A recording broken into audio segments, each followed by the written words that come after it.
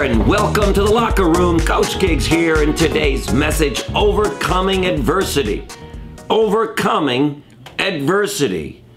Benjamin Disraeli said, there is no education like adversity. Wow. Is that ever so true in my life? I don't know if it's been in yours, but it's certainly been in mine. Every adversity, every challenge that I've ever encountered in my life has given me great education, tremendous education. Without the adversity, I wouldn't get the life lessons. I learned what to do and what not to do, what worked and what didn't work, who was with me, who was against me. Overcoming adversity involves knowing exactly what it is that you're trying to accomplish and then staying with it until the task is done. I like what Ralph Blum said about adversity. He said, nothing is predestined.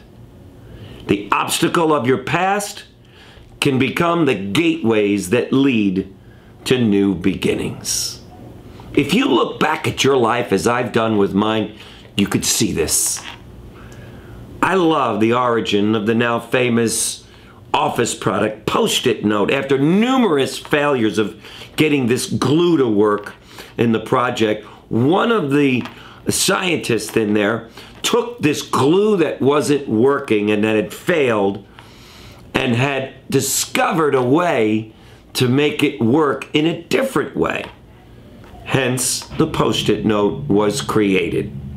So out of failure, out of disappointment, out of adversity, came one of the greatest discoveries in the office product world.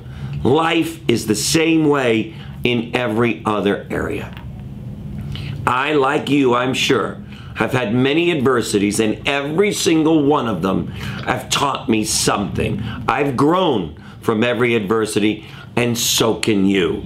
So I want to encourage you today to take a look at that adversity that you're having right now and see the good in it. See the wisdom in it. See what you can learn. See what's working, what's not working. And when you assess your adversity that way, you'll see it as the blessing that it is, because it will bring about a renewed sense of mission and purpose. But make sure that you know exactly what it is that you're going after. Because if you're not firmly committed to the goals, to the dreams, to the accomplishment, to whatever task it is that you're trying to accomplish, then you won't look at that adversity the same way. So why not take your failures, your setbacks, and turn them into glorious success?